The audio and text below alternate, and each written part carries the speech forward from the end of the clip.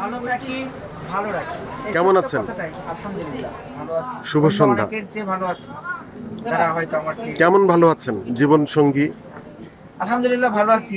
অন্য অনেকের চেয়ে যারা আমার চেয়ে অসুবিধায় আছে, নানান রকম অবস্থার মধ্যে দিয়ে যাচ্ছে। অনেকে অসুস্থতায় কাতরাচ্ছে, অনেকে নানান রকম যন্ত্রণায় আছে, অস্থিরতায় আছে, সিদ্ধান্তহীনতায় আছে, শূন্যতায় আছে, নানান রকম অবস্থায় আছে, যাদের নিয়ে আমি কাজ করি। যেটা নাম জ্ঞান সঙ্গী উদ্যোগে এই ব্যানারটিকে আপনার জ্ঞান সঙ্গী হচ্ছে আমাদের প্রকাশনা প্রতিষ্ঠান, জি যেটার প্রকাশক হলো আমাদের শ্রোতাভাজন আমার বড় ভাই জাহান বসির, বিশিষ্ট জি আবৃত্তি শিল্পী জি এবং আমাদের খুবই প্রিয় মানুষ ভালোবাসা। আপনার স্টলে কতগুলো বই আছে? আমাদের স্টলে প্রায় 70+ আছে।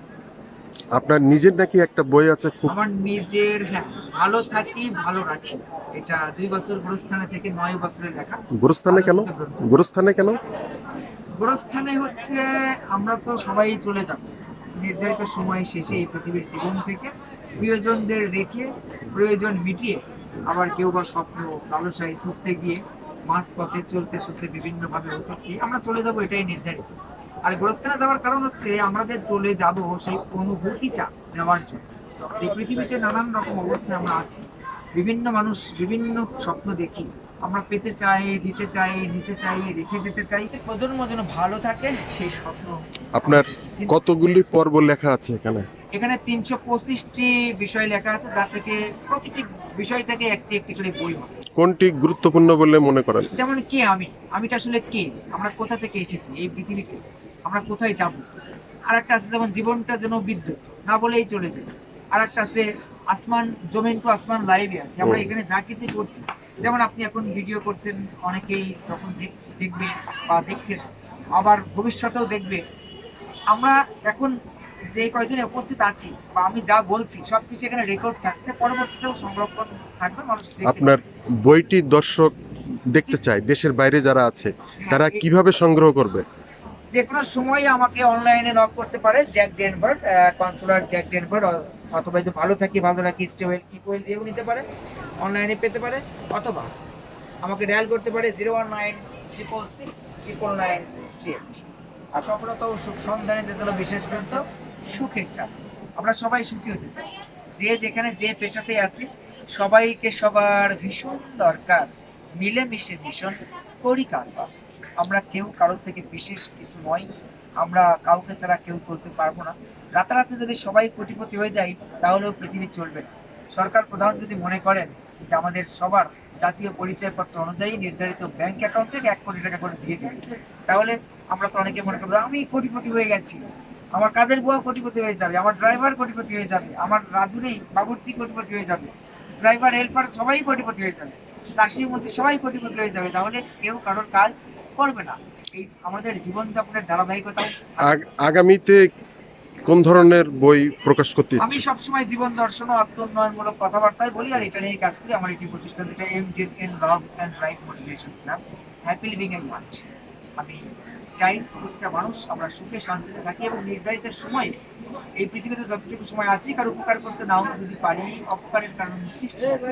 কথা দিয়ে পারি, শ্রম দিয়ে পারি, মেধা দিয়ে পারি, সময় দিয়ে পারি, পরামর্শ দিয়ে পারি, নানান রকম ভাবে মানুষের উপকারের কারণ তৈরি করে যাই। এই দর্শনটাই আমি মানুষের কাছে দিয়ে দিচ্ছি।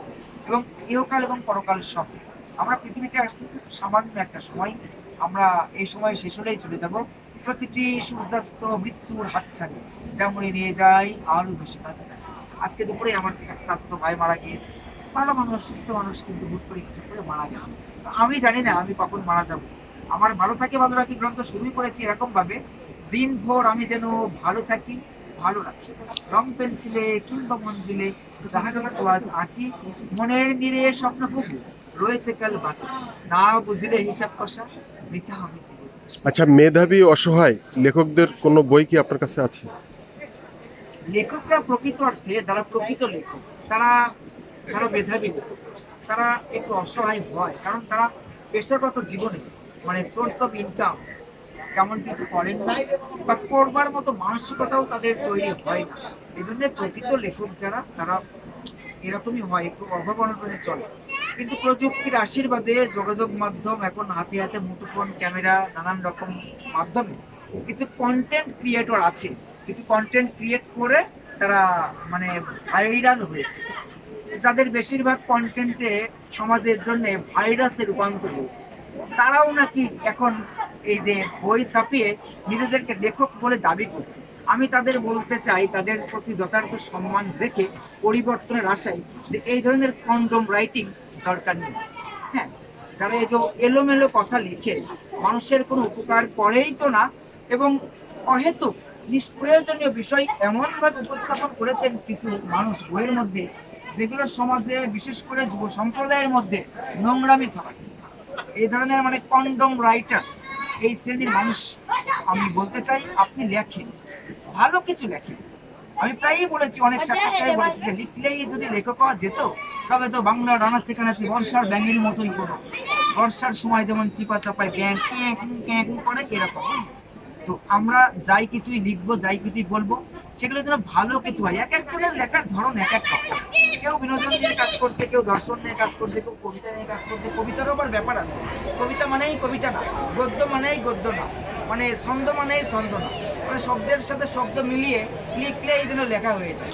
কবিতার ছড়ার ভিতরে পার্থক্য আপনি আমি কিভাবে দেখবেন? যাবো না, আমি বলতে চাই যে এর আগে একটা বলেছিলাম ঢাকা ইউনিভার্সিটির ভিসির উপস্থিতি সহ জাতীয় লাইব্রেরিতে একটা প্রোগ্রামে, যে ভণ্ডদের ভণ্ডামিতে বড্ড হাসি পায় যখন দেখি কাঁচা হাতে লিখেছে অদক্ষ, সারাদিনে করছে যা লিখছে তা পাতাই, অন্ধ কিছু মূর্খ আছে যাদের তারা মাথা, সবে মিলে করছে যেন রং তুলে খেলা, এদের জন্য খুলেছে একটা নতুন পাঠশালা।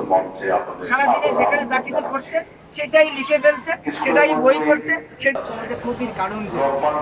আমরা যে যেখানে যা কিছু করছি, নাটক লিখি, বই লিখি, নাটক করি, সিনেমা করি, গান লিখি, মানুষের উপকারের জন্য করে আপনার এই বইটির পরে কোন বইটি আসবে আগামীতে? এবার যেটা আসছে সুখের চাবি, আছে? সফলতা ও সুখ সন্ধানীদের জন্য বিশেষ করে আছে এখানে? সুখের চাবি না, ওখানে যে ফেস্টুন দেওয়া আছে, কালকে আসবে বইটা আমার। বইটি সুখের চাবি কালকে আসবে। সুখের চাবি কালকে আসবে ইনশাআল্লাহ। দেশের বাইরের থেকে যারা দেখছে যে কোনো সময় সংগ্রহ করতে পারে। কিভাবে সংগ্রহ করবে? অনলাইনে চেক করতে পারে, check now online, just Jack Denver. You can check me out and keep watching Jack Denver, দেশ বিদেশ যে কোনো জায়গা থেকে।